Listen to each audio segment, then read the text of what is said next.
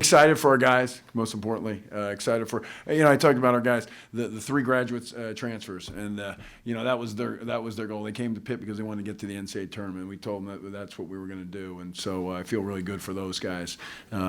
Great kids that have given us a lot and worked hard and given us everything they've needed, and they're excited about being a part of it, and excited about playing the NCAA tournament. So I think that's great.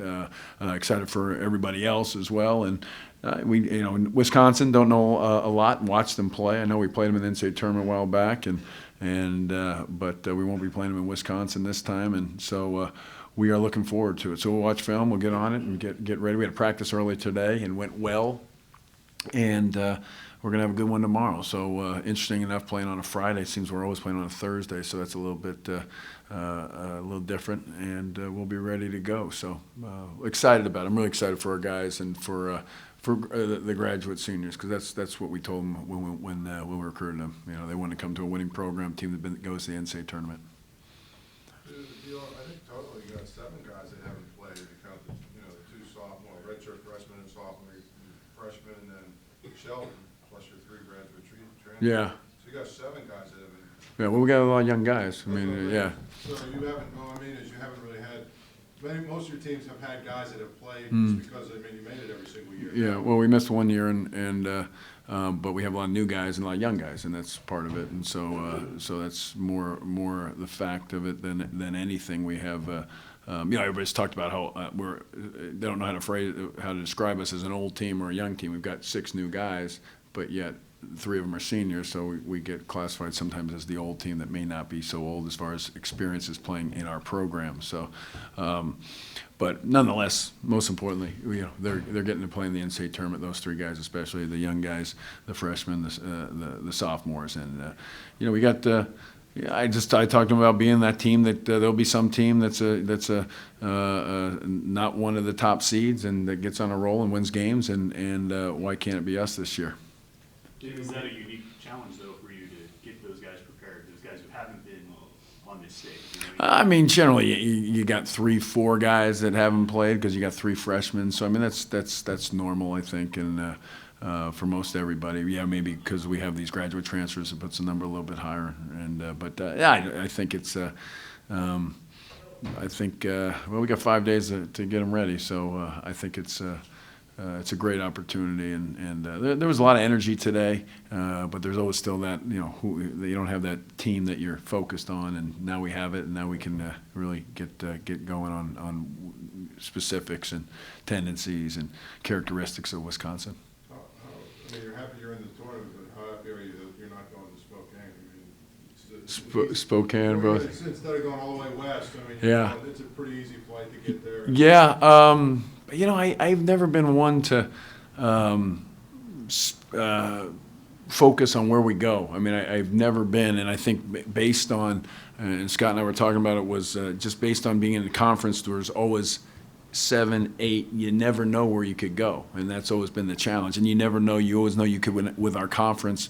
Always being in the best conference and the conference that has the most bids, there's always that chance of moving up and down the seed line too because of the teams and the location. So I've always known that it was probable that we're going to not quite be in the place that you might think, or not quite be in the and it's shown. We've been in the West region more times than we've been in the East region or any region you would think we'd be in. I don't know the exact numbers, but we've regularly been. So again, we've I think it's based on a couple of different things. The teams out east, but especially being in a conference that generally has the most teams in the tournament every year. So as far as interested in the Friday and then going to St. Louis, I think it's great.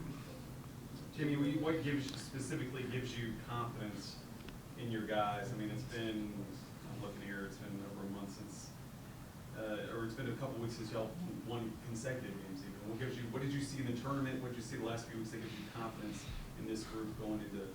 Well, I think it's generally that's the case for every team in a major conference. There's not going to be a lot of long streaks at the end of the year because you're playing in tournaments and your team's losing and they don't play. So I mean, yeah. I mean, we got to go play. We need to play our best basketball, and why? And we need it to happen in this week. So I mean, certainly we've seen a team that can, like every team in this tournament, has some good wins and some and not so good performances at the same time. Everybody in the tournament, 1 seeds down to 16 seeds. So.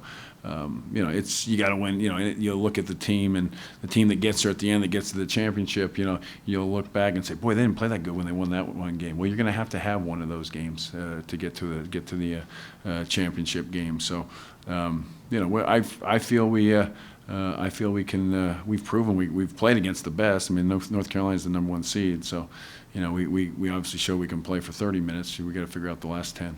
What's the biggest thing you've learned about the team this year? Well, I mean, I think I talked about, you know, this, that we have a young team but an old team. I mean, you know, the thing, but, you know, here's a team that has, you know, I think the simplest way to put it is that we have, you know, our top 7 scorers, 6 are going to be returning players next year.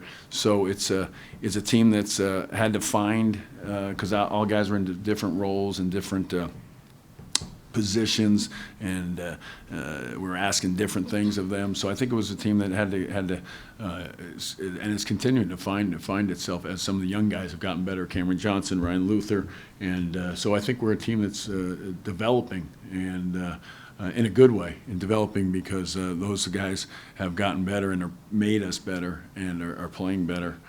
So that's probably what I've seen the most of it, and what excites me the most about it. I mean, these young guys and all these guys are returning. I mean, you know, you're talking about an NCAA tournament team that's 6 of their 7 leading scorers, 7 of their top 9 are, you know, those 2 are seniors, and so it more reflects a young team rather than some people have called us an old team throughout the year.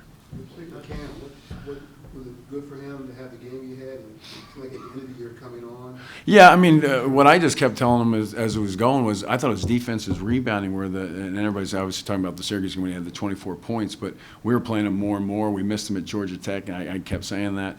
But he's been defending and rebounding as well as we've had from a perimeter guy, and that wasn't the case. You know, and that's what, you know, guys get better. I mean, Jamel was not a very good defender as a freshman. I mean, I talked about that, and he's gotten better. Still not where I want him to be as a junior.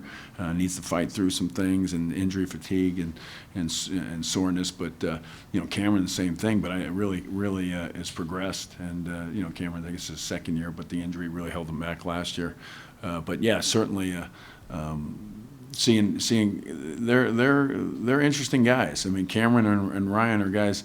You see guys get better and play better, but they've shown where they can put up pretty big numbers in limited minutes, and have done it more than a couple times, both of them. So it gives you kind of a spurt that you know is always there, and you hope you get it, like you did in the Syracuse or Ryan in the Duke game. What's the process like for preparing for an unfamiliar opponent in such a short time? You did all Yeah. sort of a routine. Yeah.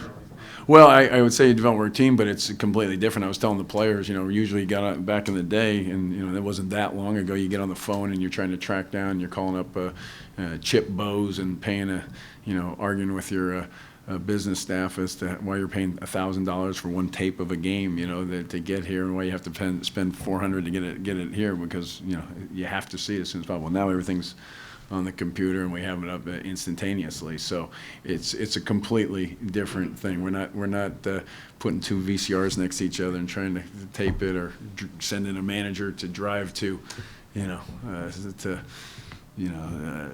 Olean, New York, or drive to Penn State and get copies of the Penn State Wisconsin games. You know, so it's a different deal, different time.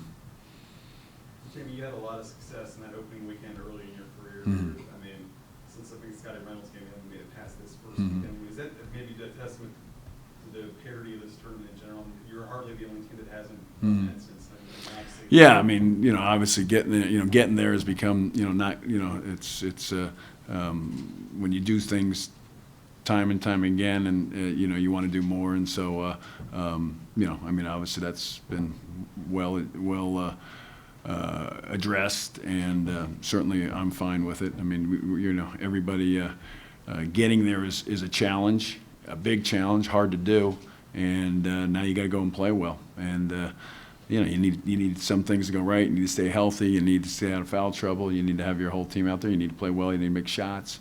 But I believe that this is our time to do that. Your core guys, like Jamel, James, Mhm. much younger, the last time they played in the tournament, what do you think, just being older, obviously I know helps them, but what do you think? From that previous experience and apply for? Yeah, I mean, we were talking about that to Orlando, where we were playing really well. We went down there and we played Colorado, and they were a higher seed than us. But we were really feeling good about how we were playing. And sometimes seed is, like I said, you never know how it plays out. But we played very well. The problem was the second round game we had or third round game, whatever they call it at that point, was the number one team in the country, the best team, and who we played obviously very close, and it got away from us at the end. But I don't know how much they would have gained that. They're in different roles. They're in different situations now. I mean, I don't know how much it will affect them. I mean, we just played against the best teams in the country. We just played. We're going to have to beat some good teams, and obviously we've played. What is it? I saw the stats Matt has. I mean, we've lost to top 16 teams. We've got the 7 losses and the Duke win and Notre Dame. So we've played against as good as the best people in the country. 2 of their teams in our league are number 1 seeds. We've lost 3 games to those guys. So we've seen it. We haven't beat them, but we've seen it. So that's a lot more to say. And we've played it. Whatever it is, just going by the numbers and facts. A top 25 strength of schedule. Not counting the Gonzaga game, which obviously would have lowered it too. So. There's 351 teams. 24 have played a tougher schedule than us by facts, maybe not by what people want to think, but by facts and statistics that back it. But so we've played against the best people, and that's in some ways that should do another good way of preparing. Did you take a look through the rest of your bracket? Do you have any thoughts on that? No, I didn't. I mean, it was I guess we saw the bracket. We weren't quite sure if we were to believe it, if that was the correct one. So I don't know if I totally got myself immersed in it and analyzed it before we came down. So it was kind of a little different here. We'll have plenty of time to do that. So I generally was focused on the first one, but again, excited for this young group as when you put it into. You talk about seniors. A lot of teams, they have seniors as their leading scorers. We don't have that case. And when you're 6 of your top 7 are not seniors, 7 of your top 9, it talks about a young group with a great opportunity. With Carolina as the number 1 overall seed, Virginia also is the number 1 seed. Do you feel like the committee sort of validated the ACC a little bit? Yeah, I think so. I mean, I think Syracuse getting into with their situation. I think that was validated. I think sometimes seeds how they play out, or we thought when we saw those are number 1 seeds, that meant there was a good chance that we couldn't be 8-9 because we couldn't be playing against those. That would only leave and geography coming into play, and none of those teams being out west. That some of those things would factor in. So we kind of thought as those 2 came up that we'd become a 10, and everybody seemed to get the seeds how it played out. I think it was reflective of the conference.